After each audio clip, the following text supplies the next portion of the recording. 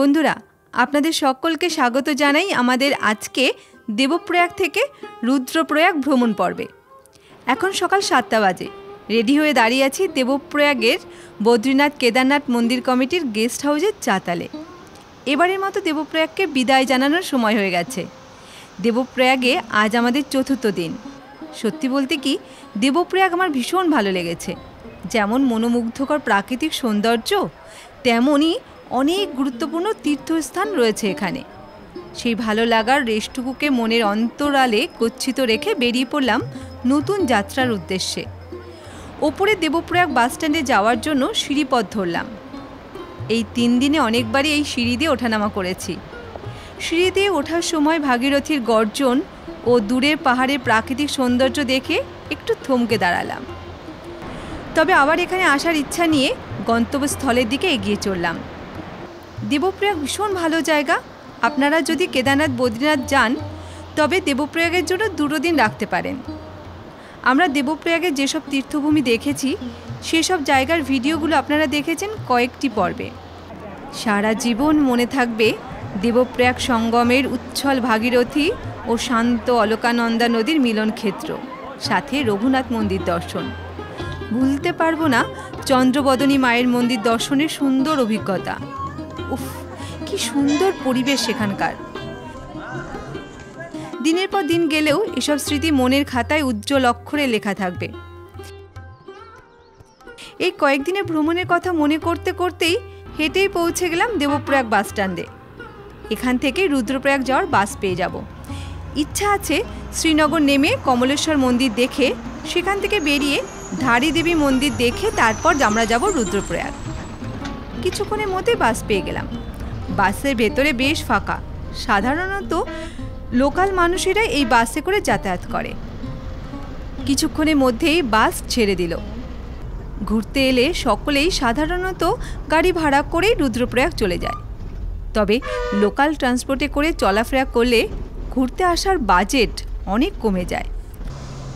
এই দেখুন না, দেবপ্রয়াগ থেকে শ্রীনগরের দূরত্ব 38 কিলোমিটার। এই দূরত্বে প্রত্যেকের টিকিটের মূল্য 35 টাকা করে। দেবপ্রয়াগ থেকে শ্রীনগর যেতে সময় লাগবে 40 থেকে 45 মিনিট।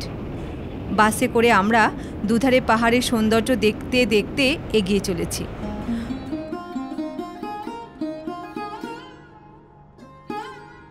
পাহাড়ের রূপ দেখতে দেখতে মনে হচ্ছে যারা এই সকল জায়গায় বাস করে তারা কতটা লাকি। সর্বক্ষণ এই প্রাকৃতিক সৌন্দর্যের মধ্যে থেকে আত্মতৃপ্তি পেতে পারে। তবে জানি না তাদের কাছে কতটা গুরুত্ব রাখে এমন সুন্দর মন ভোলানো পরিবেশ। মাঝে মাঝেই লোকাল মানুষজনদের বাসে ওঠানামা করতে দেখছি। সকালে এমন সুন্দর পরিবেশে পথ চলতে দারুণ লাগছে। আরও কিছুটা পথ এগিয়ে আসার পর বাস শ্রীনগর বাসস্ট্যান্ডে এসে দাঁড়ালো। নেমে পড়লাম আমরা শ্রীনগর দর্শন করার জন্য। বাস থেকে আমরা যেখানে নামলাম তার কাছেই রয়েছে গাড়োয়াল ইউনিভার্সিটি। এবারে আমরা সামনের দিকে এগিয়ে চললাম কমলেশ্বর মহাদেব মন্দির দর্শন করার জন্য। বাসস্ট্যান্ড থেকে কমলেশ্বর মহাদেব মন্দিরের দূরত্ব 200 মিটার। হেঁটে মিনিট 10 সময় লাগবে। কিছুক্ষণ চলার পর একটা বেশ সরু রাস্তা পেলাম। এই সরু গলিপথ ধরে এগিয়ে চলেছি। উত্তরাখণ্ডে দর্শনীয় স্থান এত, কিন্তু হাতে সময় খুব কম। তাই আগে থেকেই একটা ছক করে নিয়েছি কিভাবে এই অল্প সময়ের মধ্যেই গুরুত্বপূর্ণ স্থানগুলো ঘুরে দেখে যেতে পারি। কারণ এইসব জায়গায় আর আসা হবে কি না তার তো কোনো ঠিক নেই। ফেরার পর যেন আফসোস না হয়। আমরা এখন যে পথ দিয়ে যাচ্ছি একদম সমতলের পরিবেশের মতন। পাহাড়ি অঞ্চল মনেই হচ্ছে না। সুন্দর সুন্দর বাড়িঘর, দোকানপাট পেছনে ফেলে সামনের দিকে এগিয়ে চলেছি। বেশ অনেকটা পথ আসার পর দূর থেকেই কমলেশ্বর মহাদেব মন্দিরের গেট দেখতে পেয়ে মনটা আনন্দে ভরে উঠল। এই মহাপূর্ণ স্থানে আসতে পেরেছি ভেবে। গেটের কাছে এসে দেখলাম 3 জন গোমাতা গেটের কাছে দাঁড়িয়ে আছে। মনে হচ্ছে যেন পাহারা দিচ্ছে গেট।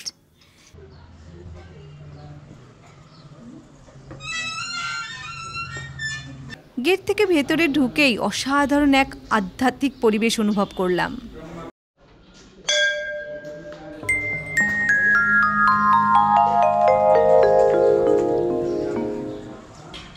মন্দির থেকে ভেসে আসছে পুরোহিতদের মন্ত্রপাঠ, সাথে শান্ত পরিবেশ। মন্দির চত্বর বেশ বড় এলাকা নিয়েই তৈরি হয়েছে।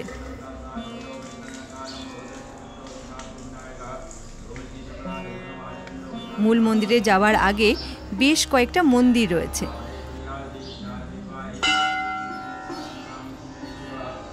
মন্দিরের একদিকে একটা দোকান রয়েছে, সেখান থেকে পুজোর উপকরণ পাওয়া যাচ্ছে। আমরা ওই দোকান থেকেই পুজোর ডালা কিনে প্রথমে কমলেশ্বর মহাদেব মন্দিরে পুজো দেওয়ার জন্য এগিয়ে চললাম মূল মন্দিরের দিকে। মহাদেবকে পুজো দেওয়ার পর বাইরের মন্দিরগুলো ঘুরে দেখব ঠিক করলাম। গর্ভ মন্দিরে ঢুকে দেখলাম আরও অনেক ভক্ত মন্দিরে উপস্থিত রয়েছে। সকলেই পুরোহিত মশাইদের সাহায্যে মহাদেবের পুজো দিচ্ছে। আমিও সেই পুজোতে অংশ নিলাম। এখানে নাম গোত্র সহ পুরোহিত মশাইয়ের সাহায্যে পুজো দিয়ে ভীষণ ভালো লাগলো। এই মন্দিরের মাহাত্ম্যের সাথে শ্রী বিষ্ণুদেব ও শ্রী রামচন্দ্র ওতপ্রোতভাবে জড়িয়ে আছেন। জানা যায় শ্রী বিষ্ণুদেব সুদর্শন চক্র লাভের জন্য এই শিবলিঙ্গের সামনেই বসে দীর্ঘ বছর তপস্যা করেছিলেন। তারপর মহাদেব শ্রী বিষ্ণুর তপস্যায় তুষ্ট হয়ে এখানেই শ্রী বিষ্ণুদেবকে সুদর্শন চক্র দান করেছিলেন। কমলেশ্বর মহাদেব মন্দিরে পুজো দেবার পর বেরিয়ে পড়লাম। এবারে মন্দির চত্বরটা ঘুরে দেখতে দেখতে সামনের মন্দিরগুলো দর্শন করব। প্রথমেই রয়েছে সিদ্ধিদাতা গণেশের মন্দির। ছোট্ট মন্দিরে গণেশজি অধিষ্ঠিত। পাশের মন্দিরে রয়েছে পার্বতী মায়ের মন্দির। সব মন্দিরগুলোতেই দেবদেবী পূজিত হন। এখান থেকে আরও একটু এগিয়ে গিয়ে একদিকে রয়েছে অন্নপূর্ণা মায়ের মন্দির। মা সুন্দর সাজে সজ্জিত রয়েছে। অন্নপূর্ণা মায়ের মন্দিরের পাশেই বেশ কিছু পাথর রয়েছে। কিছু কিছু পাথরে পদচিহ্ন রয়েছে। এই মন্দিরের নাম কমলেশ্বর মহাদেব মন্দির হওয়ার কারণ হিসাবে জানা যায়, শ্রী রামচন্দ্র মহাদেবের এই শিবলিঙ্গের সামনেই 1000 পদ্মফুল দিয়ে পুজো দিতে চেয়েছিলেন। কিন্তু ভোলানাথ শ্রী রামচন্দ্রকে পরীক্ষা করে দেখার জন্য একটা পদ্মফুল সরিয়ে দেন। তখন রামচন্দ্র নিজের একটা চোখ দান করে 1000 পদ্মফুল দিয়েই পুজো দিতে চেয়েছিলেন, কারণ শ্রী রামচন্দ্রের কমল নয়ন ছিল। মহাদেব শ্রী রামচন্দ্রের তপস্যায় তুষ্ট হন। সেখান থেকে এই মহাদেবের নাম হয় কমলেশ্বর মহাদেব। এখানে যাত্রী নিবাস আছে, কেউ চাইলে এখানে রাতে থাকতেও পারেন। এই কমলেশ্বর মহাদেব মন্দির বহু প্রাচীন হলেও চারদিকে কিন্তু বেশ নতুনত্বের ছোঁয়া রয়েছে। আমার খুব ভালো লেগেছে এই বিখ্যাত কমলেশ্বর মহাদেব মন্দির দর্শন করতে এসে। মন্দির ভালো করে ঘুরে দেখে এবার আমরা বেরিয়ে পড়লাম। এবারে আমরা চলেছি শ্রীনগরের আরও একটা বিখ্যাত তীর্থস্থান নাগেশ্বর মহাদেব মন্দির দর্শন করতে। এই সকল তীর্থস্থানের সন্ধান আমি বই পড়েই জানতে পেরেছিলাম। বইয়ের দেখানো ঠিকানায় এগিয়ে চলেছি। হাঁটতে হাঁটতে দেখলাম বদ্রীনাথ কেদারনাথ মন্দির কমিটির একটা গেস্ট হাউস রয়েছে এখানে। এই গেস্ট হাউসকে ছাড়িয়ে আরও কিছুটা রাস্তায় এগিয়ে এলাম। এখানকার রাস্তাঘাট বেশ সুন্দর, পথ চলতে কোনো অসুবিধা হয় না। চলে এসেছি নাগেশ্বর মন্দিরে। খেয়াল করলাম মন্দির চত্বরে বেশ কিছু মন্দির রয়েছে, তবে আমি প্রথমেই ছুটলাম নাগেশ্বর মহাদেবের মন্দির দর্শন করতে ও পুজো দিতে। আসার পথে পুজোর ডালা কিনে এনেছিলাম। মন্দিরের সামনেই নন্দী মহারাজের মূর্তি রয়েছে। ধীরে ধীরে গর্ভ মন্দিরে ঢুকে দেখলাম মন্দিরের ভেতর একদম ফাঁকা। মন্দিরের ঠিক মাঝখানে গৌরী পটে ফুলের সাজে সাজানো রয়েছে শিবলিঙ্গ। পুরাণ মতে শ্রী বিষ্ণুদেব এই মন্দিরের নাগ রূপে মহাদেবের সাধনা করেছিলেন এবং এখান থেকে নাকি নাগ রূপেই তিনি কেদারনাথে দর্শনে যান মহাদেবের। এই শিবলিঙ্গ স্বয়ংভূ, আর এই শিবলিঙ্গের গায়ে নাগের ছাপ দেখতে পাওয়া যায়। সেই জন্যই এই মন্দিরের নাম হয়েছে নাগেশ্বর মহাদেব মন্দির। জানলাম পুরনো মন্দিরের জায়গায় নতুন এই মন্দির তৈরি করা হয়েছে। বহু পুরনো একটা অশ্বত্থ গাছ দেখতে পাবেন এখানে।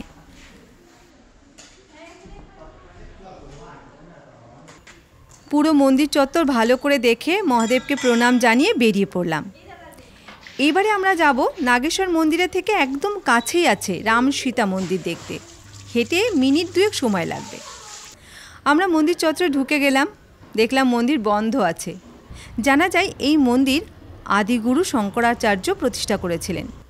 মন্দিরটা অনেকটাই কেদারনাথ মন্দিরের আদলে তৈরি হয়েছে। মন্দিরের ভেতরে বেদিতে শ্রী রামচন্দ্র ও সীতামা পূজিত হন। এই মন্দিরের সামনেই রয়েছে বজরংবলীর মন্দির। মন্দিরের ভেতরে বেদিতে শ্রী হনুমানজি বিরাজ করছেন। এই মন্দির দেখে এবারে আমরা বেরিয়ে পড়লাম। বাসে উঠে আমাদেরকে যেতে হবে, তাই হাঁটতে হাঁটতে চলে এলাম শ্রীনগর বাস স্ট্যান্ডে। শ্রীনগর ঘুরে দেখে আমার ভালোই লাগলো। অনেক গুরুত্বপূর্ণ তীর্থস্থান দর্শন করার সুযোগ পেলাম। এবারে যে মন্দির দর্শনের জন্য এগিয়ে চলেছি সেটা আমার এক স্বপ্নের তীর্থস্থান। গত বছর যখন কেদারে চলেছিলাম তখন বাস স্ট্যান্ডে সামান্য সময়ের জন্য বাস দাঁড়িয়েছিল এখানে। ওই ওপর থেকে দেখেছিলাম, সেবারে যাওয়ার উপায় ছিল না, তাই এবারে সাজিয়ে এসেছি। এবারে মা ধারী দেবী নিশ্চয়ই মুখ তুলে চাইবেন। বেশ কিছুক্ষণ পর বাসে এসে আমরা নেমে পড়লাম ধারীদেবী বাস স্ট্যান্ডে।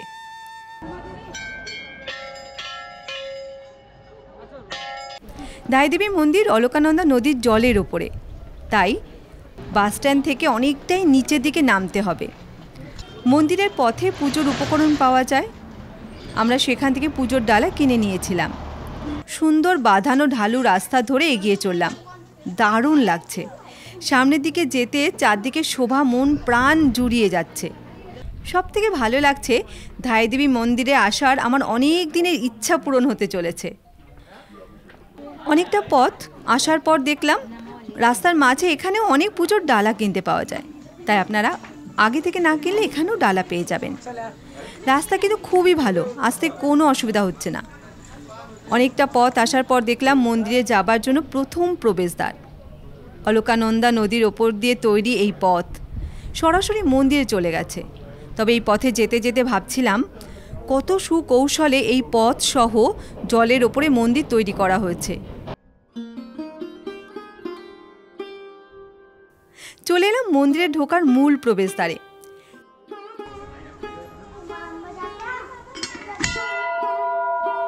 সিঁড়ি বেয়ে এগিয়ে চললাম মন্দিরের দিকে। মন্দিরে ঢুকতে গিয়েই দেখলাম প্রবেশদ্বার সহ মন্দিরের দেওয়ালগুলো দারুণ কারুকাজ করা।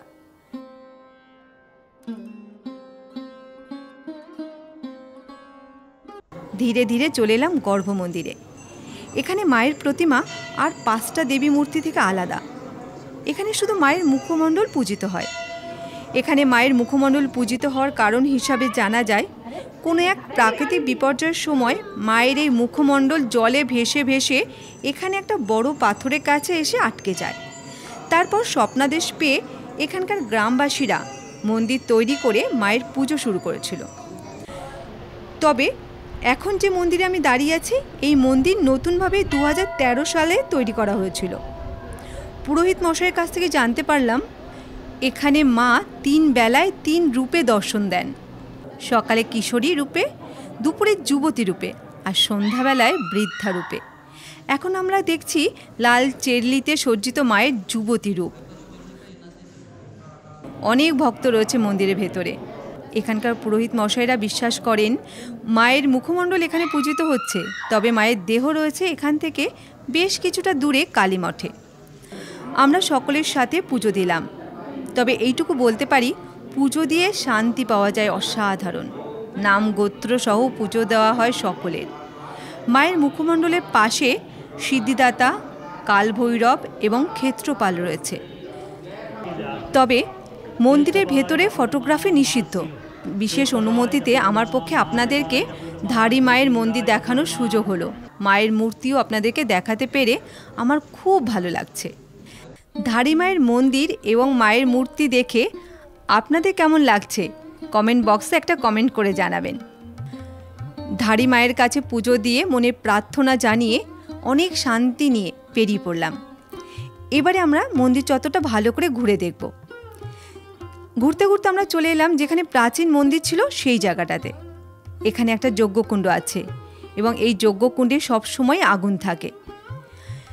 মন্দিরটা ভালো করে দেখে এই সৌন্দর্যে মুগ্ধ হয়ে এরপরে হাঁটতে হাঁটতে আমরা চলে এলাম অলকানন্দা নদীর বালিয়াড়িতে। এই সময় নদীতে জল কম থাকে, তাই জল অনেকটা দূরে আপনারা দেখতে পাচ্ছেন। বর্ষার সময় এই যে আমি যেখান থেকে ঘুরে বেড়াচ্ছি, এই জায়গাতে জলের টইটুম্ব থাকে, তখন মন্দিরটা দেখতে আরও বেশি সুন্দর লাগে। নদী চড়াতে ঘুরতে ঘুরতে আপনাদের ধাড়িমায়ের একটা অলৌকিক ঘটনা জানাই।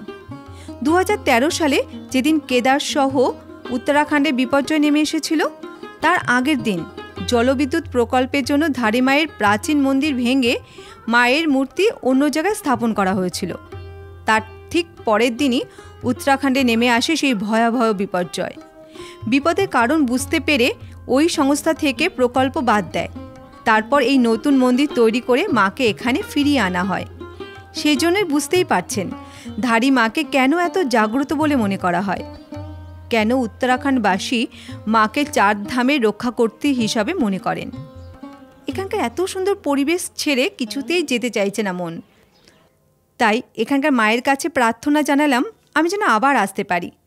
আমার খুব ইচ্ছা রইল এখানে এসে সকাল থেকে রাত পর্যন্ত থেকে মায়ের 3টে রূপই দর্শন করা এবং আরতি দর্শন করার। মাকে প্রণাম জানিয়ে আবার একই পথে ফেরার পথ ধরলাম। এই ধাড়ি মায়ের দর্শন করে চারদিকে পরিবেশ দেখে আমি যে কী খুশি হয়েছি তা নিশ্চয়ই আপনারা কিছুটা হলেও বুঝতে পারছেন।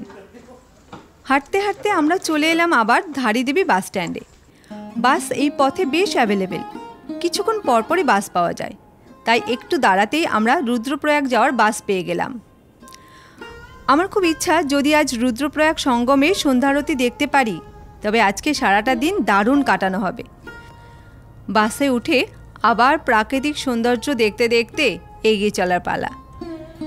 সামনের দিকে চলেছে বাস, আর আমি আরও নতুন কিছু দেখার উৎসাহে প্রবল আগ্রহ নিয়ে বসে রইলাম বাসের মধ্যে। বাস 4:10 আমাদেরকে নামিয়ে দিল রুদ্রপ্রয়াগ বাস স্ট্যান্ডে। এবারে আমি প্রথমেই চললাম বদ্রীনাথ কেদারনাথ মন্দির কমিটির গেস্ট হাউসে। এই গেস্ট হাউস বাস স্ট্যান্ড থেকে একদম কাছেই রয়েছে। অফিসে কথা বলে সুন্দর একটা ঘরের ব্যবস্থা হলো। ঘরটা আমার খুব পছন্দ হয়েছে, দারুণ ব্যবস্থা রয়েছে এখানে। এবারে কিছুক্ষণ বিশ্রাম, কারণ সন্ধ্যা হতে এখনও বেশ কিছুটা সময় বাকি আছে। মিনিট 15 পর আর শুয়ে থাকতে ইচ্ছা করলো না। বেরিয়ে পড়লাম গেস্ট হাউস থেকে সঙ্গমের দিকে। সঙ্গমে যাওয়ার জন্য সামনে রাস্তা ধরে এগিয়ে চললাম। সোজা রাস্তা ধরে হাঁটতে হাঁটতে কিছুটা আসার পর একটা লোহার পুল পড়ল চোখে। এবারে ওই পুল পেরানোর জন্য এগিয়ে চলেছি। এখান থেকে সঙ্গমের দূরত্ব 1 কিলোমিটার। পুলটা পেরিয়ে দেখলাম দুটো রাস্তা দুদিকে চলে গেছে। জানলাম ডান দিকে রাস্তাটা গেছে কোটেশ্বর মহাদেব মন্দিরের দিকে। তাই আমরা বাঁ দিকে রাস্তা ধরে এগিয়ে চললাম সঙ্গমে যাওয়ার জন্য। প্রথম দিকে রাস্তাটা একটু চওড়া হলেও সামনে যত এগিয়ে যাচ্ছি রাস্তাটা ক্রমশ সরু হতে থাকলো। ওই পথ ধরেই আমরা এগিয়ে যাচ্ছি সঙ্গমের দিকে। কিছুটা পথ আসার পর আমরা দেখতে পেলাম সঙ্গমে যাওয়ার গেট। গেট থেকে অনেক সিঁড়ি নিচের দিকে নেমে গেছে সঙ্গমের কাছে। সিঁড়িপথে সঙ্গমের দিকে নামতে থাকলাম। কিছুটা নেমে আসার পর একটা ছোট্ট মন্দির দেখতে পেলাম। মন্দিরে মহর্ষি নারদের মূর্তি রয়েছে।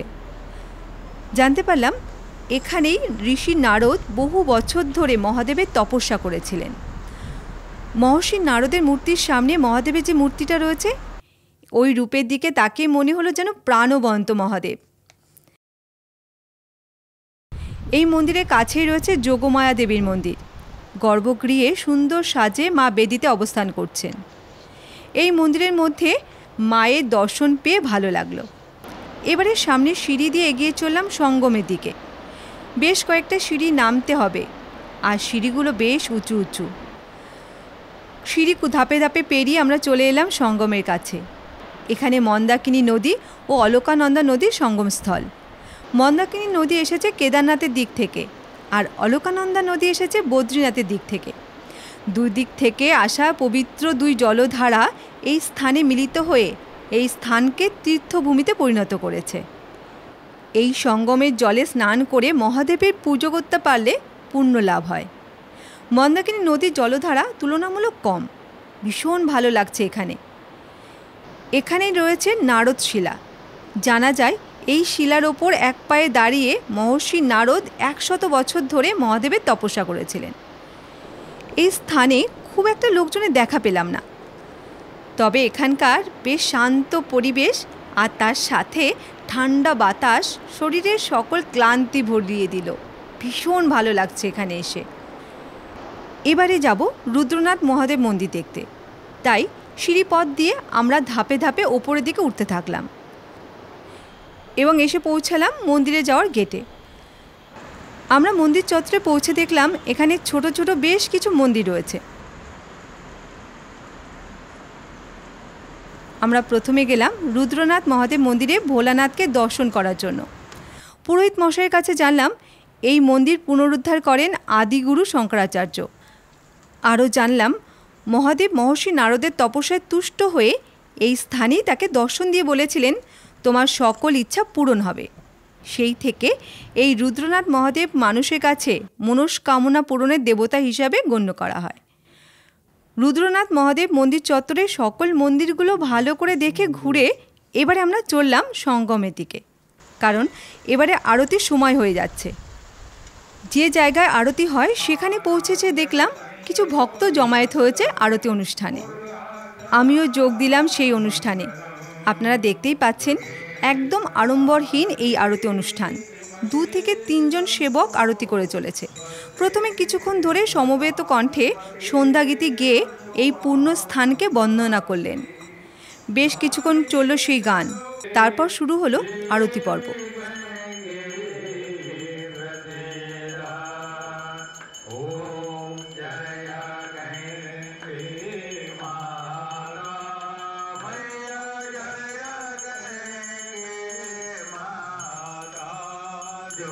দুজন ভক্ত আরতি শুরু করলেন গান গাইতে গাইতে।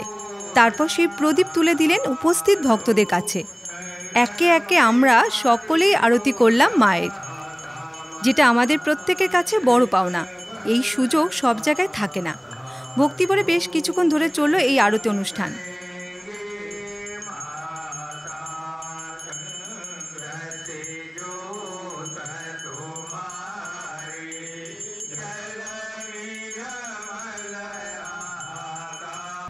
আরতির শেষে সকলে তাপ গ্রহণ করলাম। এবারে সবাই বিদায় নিচ্ছে রুদ্রপ্রয়াগ সঙ্গম থেকে, তাই আমিও তাদের সাথে গেস্ট হাউসের পথ ধরলাম। যে পথে এসেছি সেই পথেই আমাদেরকে ফিরতে হবে। আজকের মতো আমাদের এই ভিডিও আপনাদের কেমন লাগলো কমেন্ট করে জানাবেন। আজকের মতো বিদায় নিচ্ছি। আগামী পর্বে অবশ্যই আপনাদের সাথে দেখা হচ্ছে নতুন এক জায়গা নিয়ে। সবাই ভালো থাকবেন আর অবশ্যই দেখতে থাকবেন ট্রাভেল গাইড বাংলা।